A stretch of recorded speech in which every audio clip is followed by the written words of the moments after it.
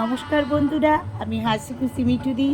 তো আজকে তোমরা সানাইয়ের সুর শুনেই বুঝতে পেরেছ আমি বিয়েবাড়ির অনুষ্ঠানের একটা ভিডিও নিয়ে তোমাদের কাছে চলে এসেছি। বোম্বার বিয়ের গায়ে হলুদ আইবুড়ো ভাতের ভিডিওটা তো তোমাদের সঙ্গে আগেই শেয়ার করে নিয়েছি। এখন আমি বধূবরণ এবং বউ ভাতের অনুষ্ঠানের ভিডিওটা তোমাদের সঙ্গে শেয়ার করতে চলেছি।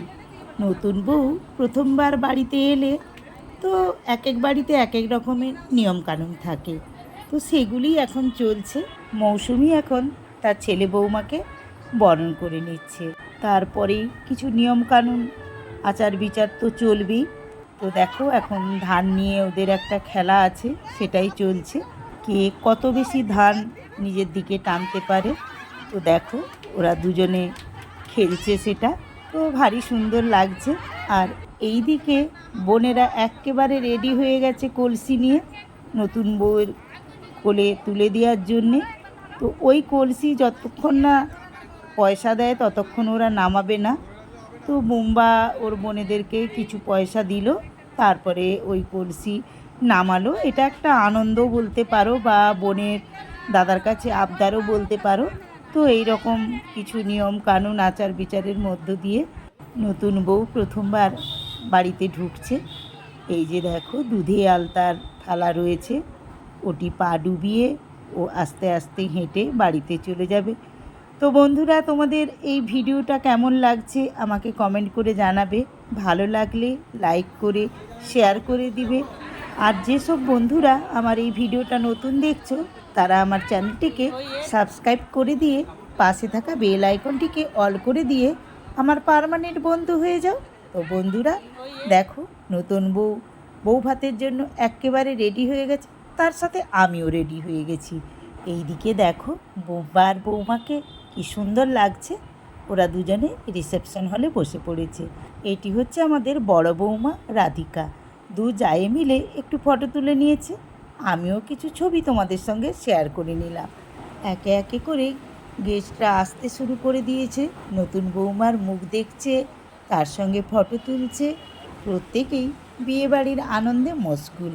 আর এইদিকে কফি, পকোড়া, ফুচকার আয়োজন করা হয়েছে, সেগুলো যে যার মতো করে পছন্দ মতো নিয়ে নিচ্ছে। বিয়েবাড়িতে যেটা সাধারণত হয় আড্ডা, গল্পগুজব, সেটা তো চলছেই। অতিথিরা অনেকে খেতেও বসে গেছে, আবার অনেকে কফি, পকোড়া এইসব নিয়ে নিচ্ছে, ফুচকা। তো আমরাও গল্পগুজব করছি। বিয়েবাড়িতে সাধারণত যেটা হয়, কেউ কাউকে অনেক দিন পরে দেখলো, আবার কেউ কেমন সেজে এসেছে সেটা নিয়ে একটু আনন্দ, এটা তো হয়েই থাকে। এইসব না হলেও আবার বিয়েবাড়িটা ঠিক যেন জমে ওঠে না।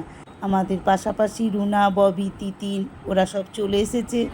দেখো ওরা সব কফি এবং পকোড়া নিয়ে খাওয়া দাওয়া সারছে, আর আমি একটু সেই ফাঁকে ভিডিও করে নিলাম তোমাদের সঙ্গে শেয়ার করে নেব বলে। চলো এবারে ডান হাতের কাজটা একটু সেরে ফেলি। হ্যাঁ বন্ধুরা, আমরা এখন খেতে বসে গেছি। তো খাওয়া দাওয়া দেওয়া শুরু হয়ে গেছে। প্রথমে ফিশ কাটলেট, স্যালাড আর সস দিয়ে চলে গেছে। তারপরে দেখো ফ্রায়েড রাইস আর চিলি চিকেন দিয়ে গেল। তো তারপরে সাদা ভাত ছিল, ভেজ ডাল ছিল, আর ভাতের সাথে ছিল চিংড়ি দিয়ে ফুলকপি আলুর তরকারি, আর ছিল ঢালাও খাসি মাংস। যারা না খাসি মাংস খাচ্ছে তাদের জন্য মুরগি মাংসেরও ব্যবস্থা ছিল, আর যারা দুটো মাংসই খাচ্ছে না তাদের জন্য মাছের ব্যবস্থা ছিল। তো আমরা গল্প গুজব করতে করতে খাওয়া দাওয়াটা আস্তে আস্তে সারছিলাম। তো দেখো এই যে খাসির মাংস, তার সাথে মুরগির মাংস, তার সাথে মাছের প্লেট একসাথেই চলছে। ওরা খুব সুন্দর পরিবেশনও করছে। তো দেখো চাটনি পড়ে গেল, তারপরেই চলে এসেছে ঝুরঝুরে পাঁপড় ভাজা। তারপরে বউ ভাত বলে কথা, পায়েস না হলে তো চলে না। তো দেখো পায়েস চলে এসেছে, তো ভারী সুন্দর হয়েছিল পায়েসটা। দু রকমের সন্দেশ ছিল, তারপরে তো সুগার ফ্রি একটা সন্দেশ ছিল, আর ক্ষীরমালাই টাইপের আর একটা সন্দেশ ছিল। মিষ্টিগুলোও না ভারী সুন্দর হয়েছিল। তারপরে দেখো মিষ্টি খাওয়ার জন্যে ওরা একটা একটা করে কেমন সুন্দর চামচ দিয়ে গেল। তারপরেই ছিল এই যে আইসক্রিম। প্রত্যেককে আইসক্রিম এবং চামচ দিয়ে যাওয়ার পরে পান মশলা দিয়ে দিয়েছিল। তো দেখো খরার থেকে আমার বান্ধবী সুতপা ও চলে এসছে, ওদেরও নেমন্তন্ন ছিল। তো এই যে দেখো দাদা বিক্রমদা, তো আমার কর্তামশাই বিক্রমদা এবং বুম্বার বাবা অসীমদা, ওরা একই অফিসের কলিগ ছিল, সেই জন্য বিক্রমদাকেও নিমন্ত্রণ করেছিল।